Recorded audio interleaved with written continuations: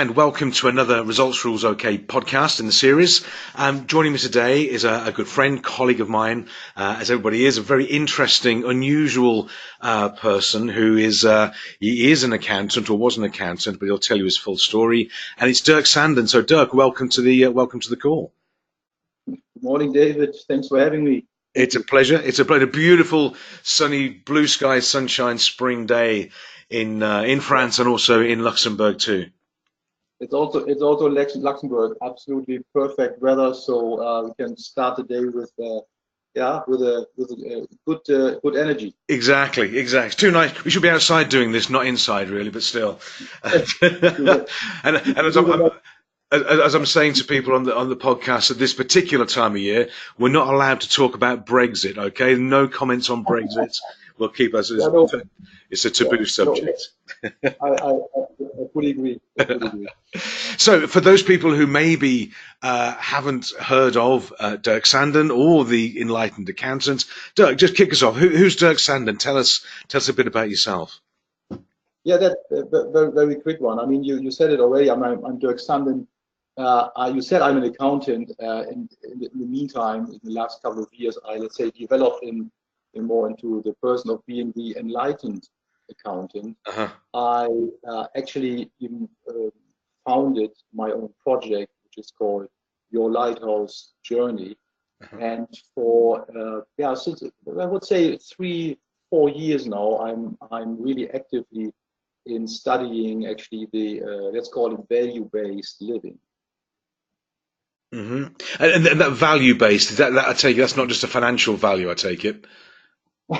No, definitely not. Because I mean, I'm working. I said I grew up with a career as being an accountant in the financial services sector here in Luxembourg as usual. So the typical suspect.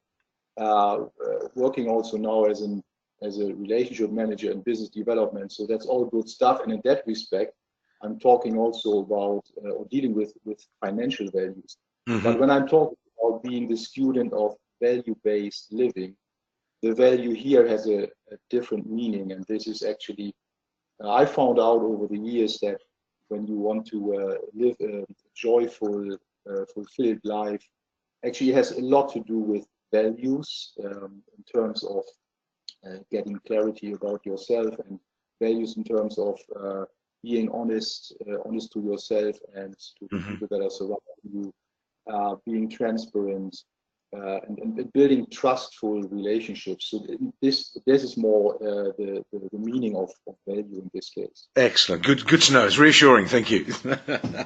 So, you're discussing your concept, your principle, and your new book, which is coming out in September, I think, of 2019. We'll touch on that later on.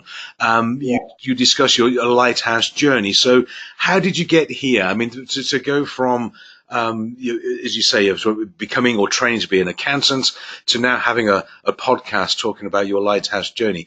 Just tell us a little bit. What's your journey been so far? Yeah, it was actually an interesting journey because um, I it is like a lot of people that they have in their life, they're reaching to a point where they have a tipping point, some kind of extreme event, an accident, or I don't know, the diagnosis of a terminal disease or whatever, Hmm. something really massive that make them change their lives.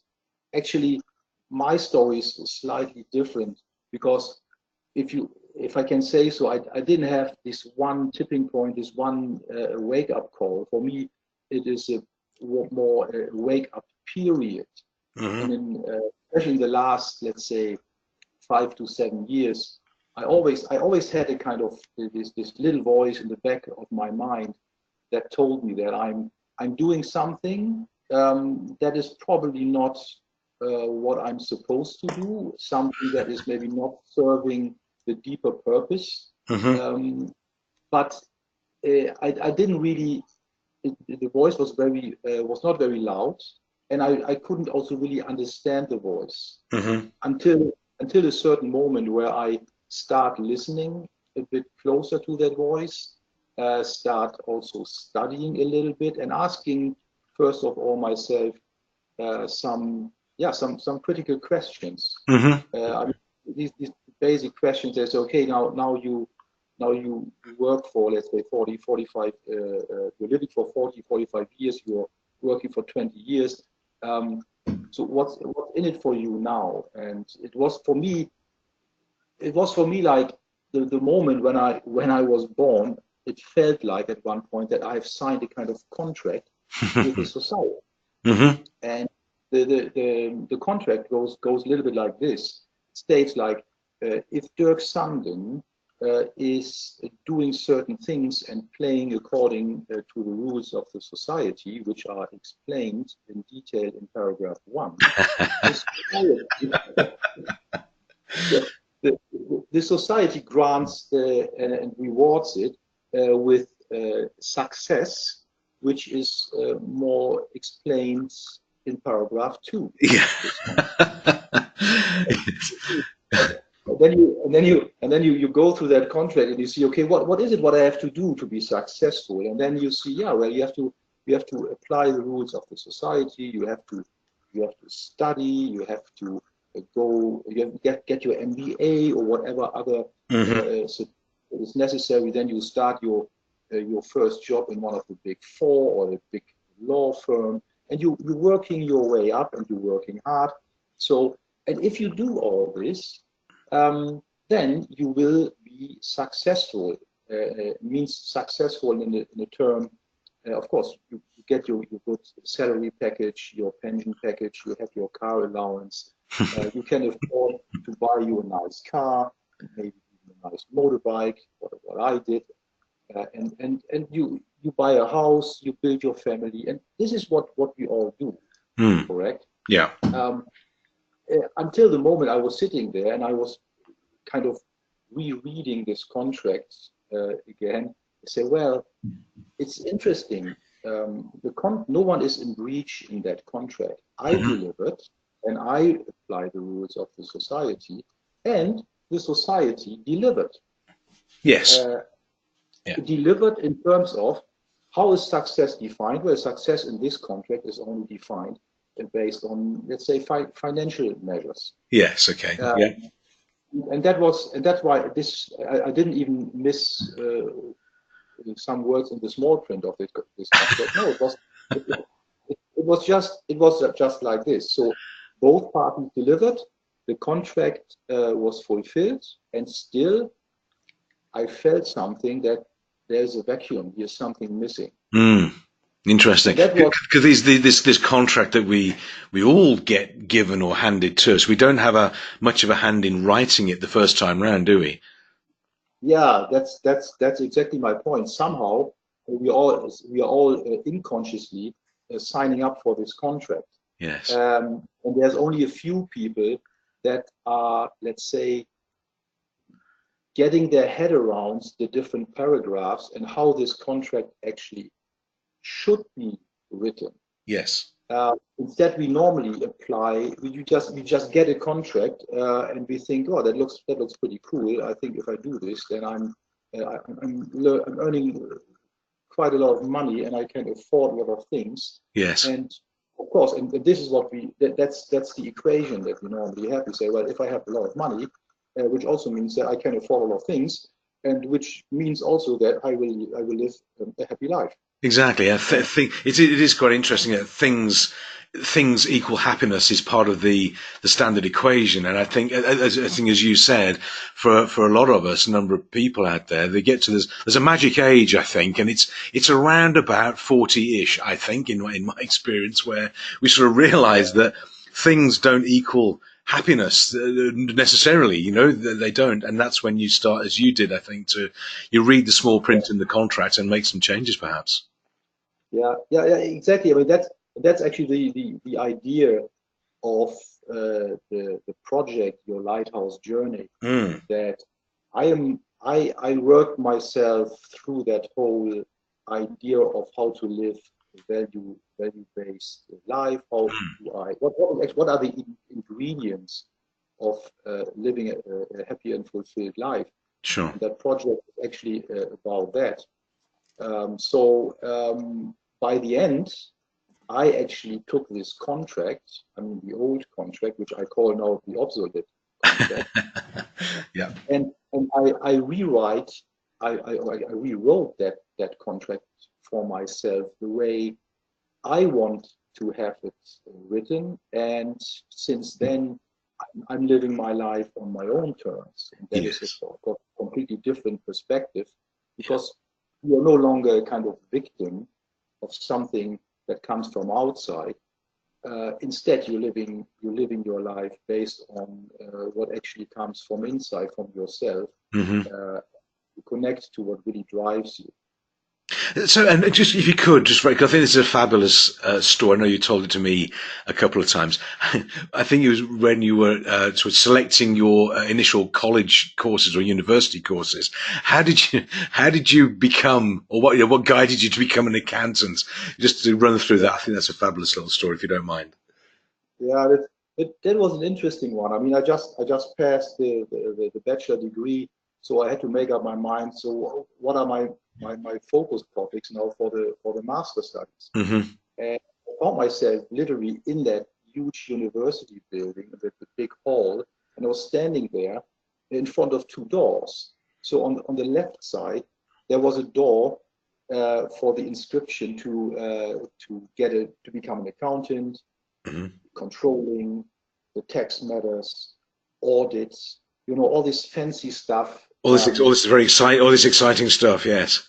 Yeah, that no one really wants to do. And then on the right side, there was a door towards marketing and sales and Uh-huh. all this fancy stuff that probably back then my heart was probably a little bit more tempting to go towards the right side. Hmm. But you know how it goes in these kind of decisions. It's like a crossroad. You're standing there and you know exactly, today I will make a decision that will have an impact on my life for a couple of years now. So Yes. and then I looked at, actually, it was interesting. I looked at on the left side. Believe it or not, there was no queue. So I mean, and on the right side, and that was also massive, there were hundreds, really hundreds of people queuing to subscribe for the marketing stuff. Right. And I was standing in the middle. And I said, okay, okay, what do I do now? And then, of course, the rational mind kicks in Mm. and takes control. And then I did a quick pro and con analysis, and I saw, okay, wait a second. On the left side, I don't have to queue. I just go there and I subscribe, which also means that 5 minutes later, because it was summertime, it happened in Nuremberg, Uh-huh. and I mean this Bavarian area is known for fantastic beer gardens, Of as you course. probably. Of course. So I thought, well, I can go there. It takes me 5 minutes, and then I join my friends in the beer garden. So that was one thing. The other thing was, if I'm standing now there, and that was the other thing, that on the right side, so there were hundreds of people subscribing, but they were not subscribing to start the studies of the master studies of communication and marketing. Hmm. No, they're only subscribing for being allowed to pass a test to start the studies. Oh, So they right. also Okay. so there were only that probably maybe 20% of these hundreds and hundreds of students finally made it to the master studies, Hmm. provided that they passed the test. So I was standing there. I said, well, wait a second. I can stand here and listening to my heart and subscribing today for the marketing studies, or at least for the test. Probably I can make it or not. Let's see. But it will anyhow. It will take me ages to subscribe there, and the beer garden was very tempting, I can tell you. And then I thought to myself, well, wait a second. When the moment I have passed the master degree and I'm searching for a job, does it also mean that I'm finding myself on the job market and I am competing with hundreds and hundreds of other guys. Whereas if I'm going to the left door, there's pretty much no one that I'm competing with, because no one wants to be an accountant No, or a public. and there's potentially a bit of reasoning behind that, but still, Yeah, so you sort of chose your path to a degree because there was no queue outside the door. yeah. I think that's fantastic. So, That may so resonate with a lot of people listening in, I guess, as well, to an extent. yeah. So long story short, I went through the left door. I became an accountant. Yeah. I did what you normally do. I started my work working for one of the big four companies, Yes. etc., etc. So I'm not regretting that. Also, to make that clear, I Sure. don't have regrets about that, because I still like number crunching and all that stuff. So that Sure. was all good, and I had a good career and good fun. But it's one of these points, these crossroads, where you have to make decisions, and Mm. often, and that's maybe the point that I want to make here. Often we don't trust our heart.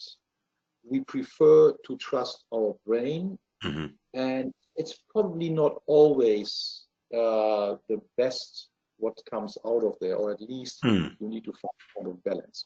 Yes, good point. No, great point. I think that the story you tell about this, the choices that we make, and these crossroads. I think we've all got. I've got in my career, life, business, certain points where, looking back, in hindsight, it's easy, isn't it, to look at these, Yeah, these moments. But when we're in the yeah, moment, it's more difficult to see what we're actually doing. But I think I think it's a fabulous, cracking story. So thank you for that. So you developed, and I know you've had a very a spectacular career, or having a spectacular career, and you've learned lots of things. But from where you are now, you talk about a lighthouse journey and these lighthouse moments. So in keeping that lighthouse sort of analogy alive, what's your vision? Where do you see yourself? What are you moving towards now?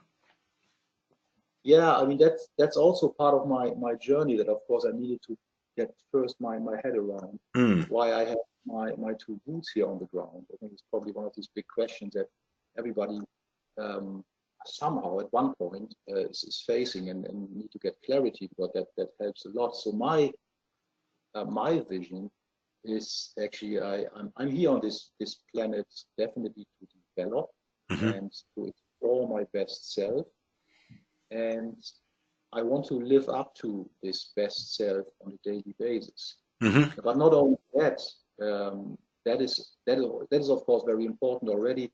But I also want to shine a light for others, and that brings me back to the lighthouse. Mm. Uh, I think it's important that everything that you learn for yourself and that is working for yourself might also be helpful for other people. Hmm. Yeah. So what I learned so far in my life, that it is great to get clarity on what you want and for what really matters to you, and to live up to this and to be very honest to yourself. But what's really rewarding and really great also for your inner balance is actually to service other people. Mm. Yeah. That's probably the point that I want to make here with your lighthouse journey and the symbol of the lighthouse, because that's what the lighthouse is standing for. It is a robust, really solid building Mm. that is, no matter what happens outside around that, if the storm is raging, and it, it, it's a nice picture for me that when the going gets rough, the lighthouse is standing there rock solid. Hmm. Nothing happens. It's not only standing there rock solid, it's also standing on top of it, the guiding light. Hmm. And that's for me this very powerful picture that I see myself and people in general. They should live like lighthouses. Hmm. You need to have a very strong foundation. You need to have a rock solid building, and then you can also help other people to also develop their next level of their awareness. and helping them to flourish. Yes. Okay, that makes perfect sense. I think the lighthouse analogy is very, very powerful. I know it's something you've developed and worked on. I think it is a very strong metaphor, and I think also for people, as you were saying, this certain age. I remember some years ago now, we went to a party with some friends. It was their 40th, and one of the ladies there said to me. Talking about being 40, and she said to me, "What does the second half of your life look like? What's the second half look like?" I said, "What do you mean second half?" He said, "Well, 40, you're about sort of halfway. What's the second half look like?" And I had no idea, actually. I know what the first half had looked like, but similar to yourself, I think we'd gone with the deal, gone with the contract, and then we rewrote and had this vision and clarity, as you're suggesting. And I think that sort of 40-ish is a very interesting age. But yeah, so it's that vision and clarity and stability. It makes a lot of sense. I think it's very powerful. And for me, that was just once I got clarity about my vision, and then of course the question popped up. So how do I translate that into a tangible output? Yeah. And then this idea of the project of your lighthouse journey was popping up, and I somehow I had to start writing my concept down and writing actually this book, which is called Your Lighthouse Journey. Yeah. That helped me also a lot to structure my thoughts and to get more clarity on how I want to live my life. Yes. And how probably I can also help others to structure their lives, or to at least asking some, maybe provocative questions. I mean, questions like for example, how much did they pay you to give up on your dream? These are really painful questions, aren't they, sometimes as well? But it's good. It's a very good one.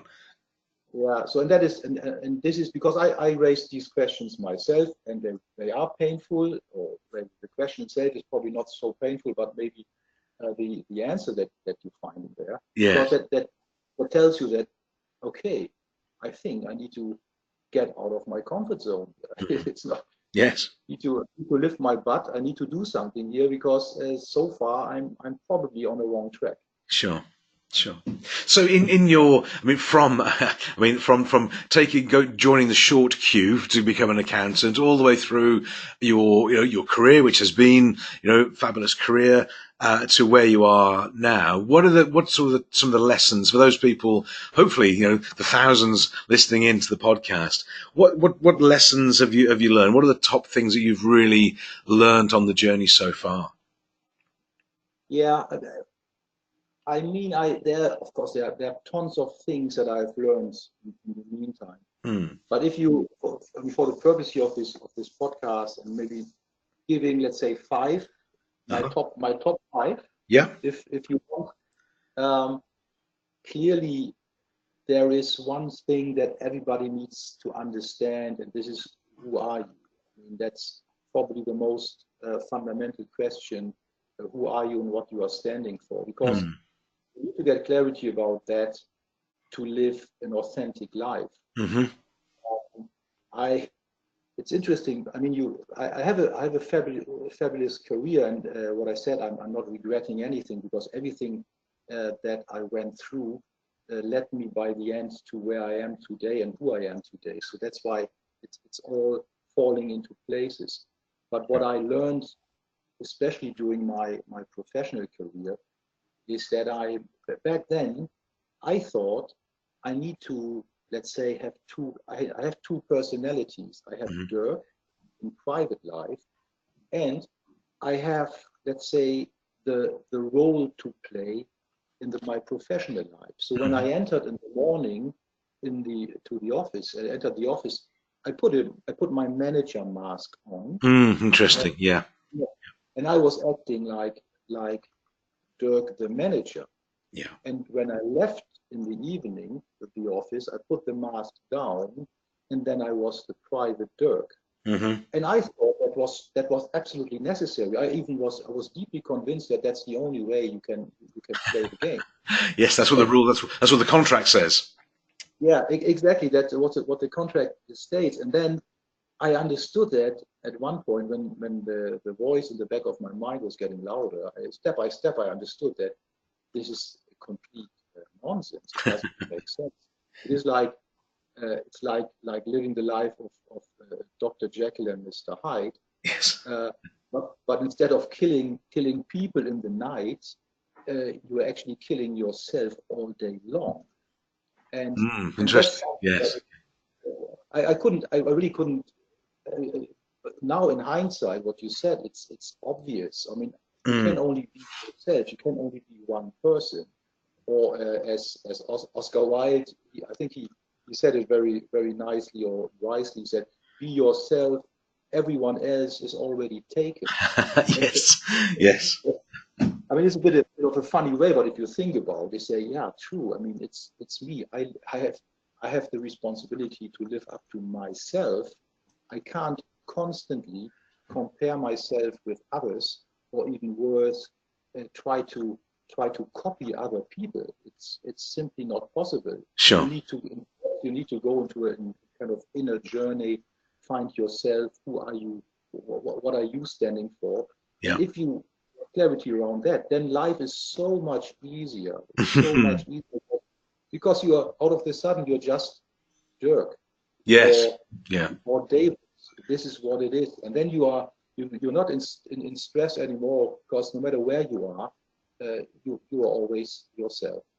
And I think one of I think you're absolutely right to start off with, but I think in my experience as well is that the risk of doing that, of being, as you say, authentic and being, true to yourself, is that people might not like it, and I think we always tend to not be authentic for the fear of being either unpopular or not liked or whatever it is, and that tends to hold us back in. But I think in reality, what happens, of course, is that when we are authentic, we actually attract in the people that do really like the real us and really resonate with us as well. Yeah, exactly. I mean, I had so many. I learned it so often now, especially the last couple of years, that you can't stand in front of people and telling them something, not being yourself. Yes. They Yeah. they see it. They see it immediately. It's Yeah. it's like I don't know. It's so obvious. And I think we all made the same experience when people standing in front of us and playing a certain role. Yeah. It's hard. It's hard to believe them. It's hard to build trust. Uh, in this situation, and that's why it simply doesn't work. And I think that's why it's one of these um, really major principles Yes. that Okay. I apply now. Okay. Excellent. So be true to yourself and be authentic. Excellent. And you said that maybe sort of five top tips, lessons for yourself. Yeah, I mean, now, I mean, the first one is about, let's call it the who. So Yes. who are you? Yeah. The second one probably is about the why. I mean, why do I have my 2 feet on the ground here? Why is that? There must be something with deeper purpose, and that goes back to the contract uh, where we were all trained and conditioned that we said, well, I'm here to earn money. Yeah? That's the reason. I'm here to earn money to feed my family, to buy a new house or a new car, actually to consume. Yes. And and that's probably not the right why. I mean, I can almost if guarantee you it's not. I think we can almost guarantee that consuming is not the why, I think. yeah, exactly. So you need to get your head around what is it, why you want to live and what you want to achieve. And you need to actually visualize that. You need to Hmm. put it into your mind and you need to create very strong pictures uh, why you are here and what you want to achieve. Hmm. Because if you visualize it, um, it's much easier to turn it into reality. Yes. Um, I can't recall. There was I think it was a smart lady who said once, "You can't be what you can't see." Hmm. Interesting. Yes. I think that's a very strong message, and it simply means that everything that you can visualize and imagine in your brain Hmm. can also later on turn it into reality, or as Robin Sharma said, everything is created twice, Hmm. once in your mind and then in reality. Uh, Yes. Yes. and that is a very, for me, a very powerful message, because it also means that, whoa, that means that if I'm creating my own life first in my mind, and let's assume I'm dreaming of a house, a little house in Sicily, where I want to work and live. Mm. Yeah, Yeah. I can do this. I only have to visualize this, and then after I do everything that is necessary to bring me to that idea and Yes. to that way of living. Yeah. And that brings me probably to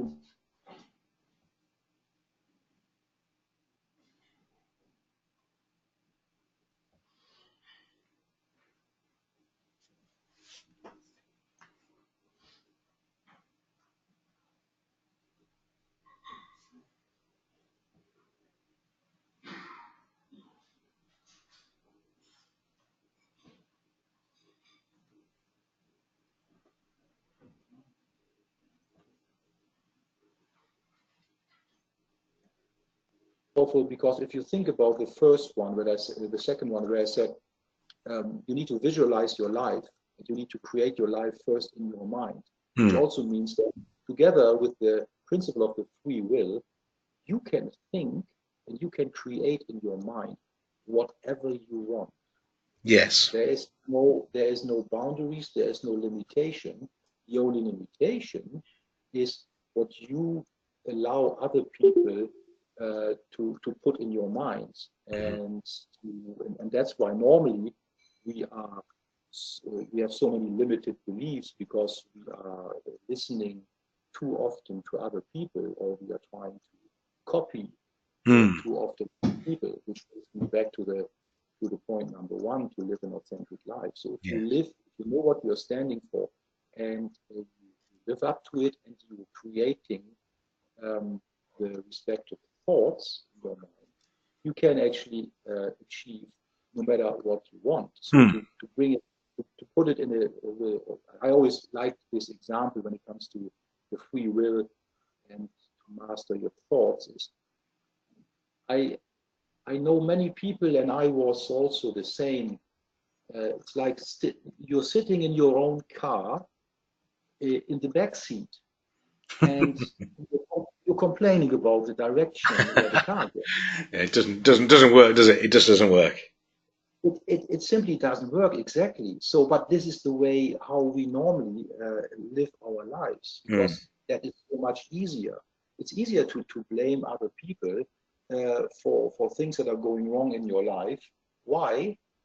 Yeah, because then you don't have to take responsibility. Absolutely. Yes. So, Yes. Yes. so the good thing here with that example is, because I love it, because it is so simple. Instead of staying in the back seat of your car, you just have to lift your buttocks and get into the driving seat, That's right. take the steering wheel, and drive your life. I mean, Mm. literally drive your life. But I mean, that comes, of course, at a cost, Sure. because out of the sudden you are fully responsible. Yes. Yes. that, let's say that's the flip side of the medal, and sometimes people that feels a little bit uncomfortable. Yes. Sometimes Absolutely. Yes. you are responsible. You can't blame anyone anymore. Mm. But it's extremely powerful, because out of the sudden you're not only the master of your thoughts, you're also the master of your life. Yes. And I liked it. I like what Dr. Wayne Dyer said.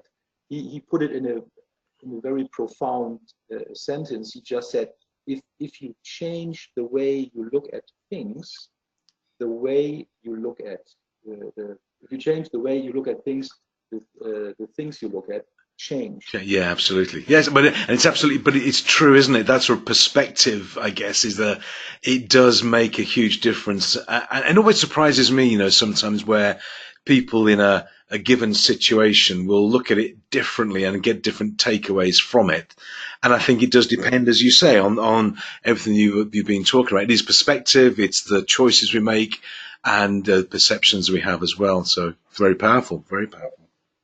Yeah. So that is, I mean, that's something that I really like. And then probably, I mean, why is it that we are always thinking in boundaries and have limited beliefs and you know, we all know this sentence, oh, I can't do this, I'm not smart enough, I don't have time. I can find tons of things, and of course that's normally what my brain is throwing at me, why I should not do certain things and why I should not take a certain risk and get out of my comfort zone. So the fourth point here probably is get rid of your blinkers. I mean, I I remember we had I spent a nice romantic weekend with my wife in Vienna. Uh-huh. And everyone who was already there knows what I'm talking about. There are these nice, beautiful horses that are pulling these ornate carriages through the streets. And these horses, they're really looking beautiful, and the carriages is just fantastic. But while I was standing there looking at the horses, what really popped up in my mind was, well, they're wearing blinkers. They're wearing blinkers. Why? Yeah. Well, they should be. They have to be protected from all the other things that are going around of them, and just keep them focused on where they have to go. While I was looking at these horses, I was thinking, to a certain degree, I think we human beings, we are also not different. We are Absolutely. wearing our blinkers. We are so conditioned, and we can't even get the nose off the canvas to get a bigger picture because of these blinkers. Yes. So I think we need to get rid of these blinkers. We need to get a 360 degree view on our lives to understand and really see all the opportunities that are around us. Yes. And it is a little bit like comparing these horses in Vienna with a wild Mustang in the United States. With just I don't know, have a free life, can run wherever they want, and they have this 360 degree view. And I think we should remind ourselves on a regular basis to live a life like a Mustang. Yes. Well, but in terms of Mustang, I mean, you drive a Mustang now, don't you, as well? Yeah. That was actually with that kind of awakening thought. I found myself, because I always had this dream. I wanted to have this nice Mustang V8 convertible. I visualized actually myself over the last years into that. I mean, what I said, I thought I want to have that car, and I saw myself in my mind driving it. Yeah? And I did a test drive then 2 years ago when we were in the United States, simply to see whether I can fit in. I rented it for a day to see whether I can fit in. And then the year after, in springtime, actually this time of the year, I passed by and I saw this car. I passed by a car dealer, and there was this car standing, and it was actually this car that I'm driving now. It gives you a little bit the idea of thinking yourself into a certain situation where you want to be in. Yes. This is exactly the power of thought and the power of the free will. So you can imagine yourself being in a certain situation. In this case, driving a nice Mustang, for example. Absolutely. And then you do the necessary steps, and you will do it. Yes. To get into that, let's say, it helps you to get rid of the blinkers, because out of the sudden you see so many more opportunities and possibilities in your life that you haven't seen so far. And out of the sudden, if you do it, you're meeting people that you haven't seen before. You get into events and situations that are just inspiring. Yes. Yeah? It's like let's assume I ask you to do a certain thing, and you have, let's say, you have certain tools that you're applying in your life, like a toolbox. Yeah. Let's say you have a hammer, you have a saw, and you have some nails. This is the way you're living your life, day in, day out.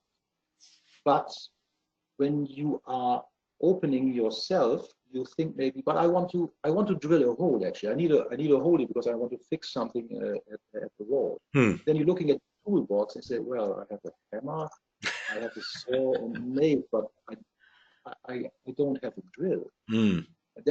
That's the point. So you need to open up your mind, get the drill, and do something so that you can achieve the next thing in your life. Yeah. And over time, you will be amazed how many tools, additional tools, you will have in your toolbox, and how much more fun you will have in life by simply opening up your eyes, get rid of your blinkers, and see what's all possible. Yes. See, I didn't think that accountants were allowed to drive V8 Mustang convertibles. I thought I was in the contract. You weren't allowed to do that. Yeah, you see that's the enlightened part. Brilliant. He is allowed to do this. He is allowed to do Exactly, it's allowed now. There's a sub clause in there now. It's excellent. I love it. Okay, so so get rid of the blinkers. That's a very good analogy. Good analogy. Yeah. And maybe to finish this last but definitely not least, I also found out that I think it helps a lot if you are applying a bit of mindfulness, and mindfulness in terms of living the present time, living this moment, like what I'm doing now. Now I'm talking to you, David, and this is really inspiring. I really love to do this. This is my present time now. I'm now not distracted, for example, by any regrets about my past. And I'm also not afraid and not having any fear about what comes around the corner. So what's up for my future. Yes. And I think we are often too how can I say this? We're often too much. We're living our lives often too much out of fear, for example, or about the fear what all the things that can go wrong. Instead of looking at it from the glass is half full perspective, say, no, let me think about what's all in it for me, what can all come. Yes. So instead of being afraid of what's waiting around the next corner, you need to turn this into being curious, because that makes life much more interesting, and you have much more possibilities to develop. I think it was Jim Carrey who said it in a pretty nice way. He said, we are living our lives out of fear, disguised as practicality. Yes. And I think this is actually what we are doing. We're finding constantly excuses why we are not accelerating our lives. Yes. And I found a very nice quote there's a group it's called Fearless Soul, and they have quite a number of good videos and audio tapes, all that stuff. Pretty inspiring stuff. And I found something that I will put actually in the beginning of my book, which is said, and maybe I can quote this here. They said, when we just stop and appreciate everything in this perfect present moment, when we stop seeking an end point and instead make each moment an end in itself, and appreciate the journey so much that the destination is not needed, journey is the new destination. Yeah, very powerful, very powerful. Yeah, and this is something that closes the cycle a little bit in terms of I call it the lighthouse journey. For me, living is like a journey. Yes. You never arrive. You really never arrive somewhere. Instead it is you're living simply actively the present moment, and when you adding all these moments up, then then you really have a fulfilled and enjoyable life, because you can only have fun and enjoy it in the present moment. So don't get distracted by anything that happened in the past, because you can't change it anymore. And don't be afraid about what comes next, because it's not yet there. It's like this. And, wise words. Yeah, Wise words. Wise words. I mean, I find it really, really profound, and I mean that's probably one of the biggest drivers why I thought I need to write this down. I need to write this concept. I need to share it with other people, because there's so much potential in it. It's incredible, because everyone, there's music playing in each and every one of us. Everyone has this music. The only thing that you have to do is find your music inside of you, and then enjoy it. And that's probably the major message here. Excellent. And you mentioned, I know when we were talking about the about structuring the conversation, you mentioned there may be a final top tip from Yoda, I think it was you mentioned. Yeah. While I was writing my book, it was funny. I stumbled over this, because I'm a fan of Star Wars, of course, and I stumbled over this funny quote. And I mean, everybody who knows Star Wars knows, of course, that Yoda has a little bit an issue with, let's say, the syntax. Yes, somewhat. Yeah, exactly. So he of course he also had a quote in terms related to fear, and what he said was, "Named must your fear be, before banish it you can." Oh. That's Yoda was a very wise guy. I think so. I think he was trained by Shakespeare, because he talks and writes like that, or not talks. He writes like that, so we talk like it. But still, anyway. Exactly. Like this. Yeah. Fantastic. So, your Lighthouse Journey, the book is out September 2019, I believe. Is that right? Yeah, that's correct. So I'm currently writing it, and I'm really enjoying it. It's so much fun. Yeah. And the idea of the plan is actually that in September it will be published. It will be available, of course, on all the typical e-commerce shops like Amazon, for example. Excellent. Of course, and also in other. I don't want to make an advertisement here, but it will be there also for other shops. I will surely do a kind of publishing or release party just to celebrate this, because I have so much fun with writing this book, and I'm really looking forward to it, also to share it with other people, and of course, and then kick off a lot of inspiring discussions with people who want to engage, who wants to read that book, and want to have simply, want to accelerate their lives. So absolutely. I'm really looking forward to it. Exciting, and good job you for putting all the things down all your ideas into a book as well. So for people listening in and hearing your journey, your principles, your concepts, if they wanted to, which I'm sure they will, want to contact you, if they're in Luxembourg, I mean, meet up for a coffee or get in touch with you, what's the best way of getting in touch with Dirk Sanden, the Enlightened Accountant? Yeah, it's very simple actually. I mean, of course, you can reach me always via my webpage, which is yourlighthousejourney.com.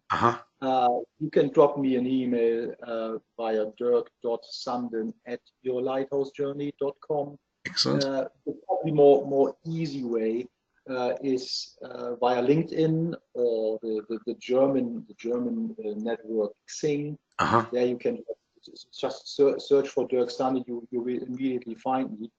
And for the people here in Luxembourg, if I don't know, we're bumping here because it's a small market. We bump into each other constantly. So if you want to find me, probably you can find me in Auchan on Saturday when I'm doing my groceries. You can find me in Auchan at the vegetable aisle between the hours of 10 o'clock and 10:30. Excellent. Okay, we'll look forward to that. Exactly. Fantastic. Well, Dirk, look, it's been a pleasure speaking with you, listening to you, and I know the concepts of the book and how it's progressing. It's going to be a great read when it's finally published a little bit later on. But look, thank you for your time, and I do hope that people listening in will reach out and contact, have a coffee and a chat with you. In the meantime, again, thank you, and have a great weekend. And you and I'll speak again soon. But thanks for now. Thank you very much, David. It was a big pleasure as usual, and enjoy the sunny weekend. Thanks very much. See you soon. Take care. Bye for now. Bye-bye.